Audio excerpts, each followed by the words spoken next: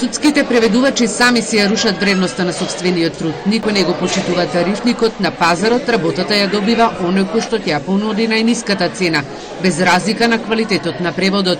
Ова е еден од неголемите проблеми со кои се соочуваат судските преведувачи, забележа Ана Попова Манасиевска од Сдруженијето на преведувачи.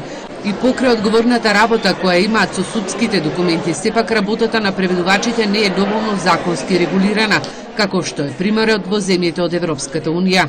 Горливиот проблем во нашата професија генерално е тоа што судскиот преведувач, откако ќе го положи испитот за судски преведувач, е на некој начин оставен сам на себе да се соочува со реалните проблеми, сам да бара терминологија, да консултира други колеги во однос на некои прашања и нејасноти што ги има.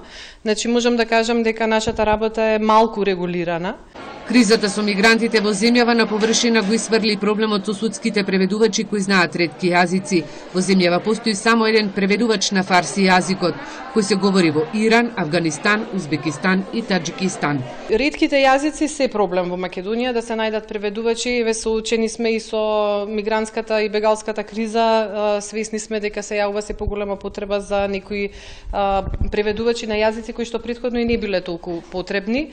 Значи треба да се работи и на тоа, треба да се предвиди потребата од определени јазици и можеби проактивно да се работи на едукација на преведувачи од овие јазици. Во земјава нема судски преведувач кој може да преживее само од оваа професија. Секој мора да работи како наставник, преведувач или толкувач во некоја фирма, велат од Сдруженијето кое брои 60 членови.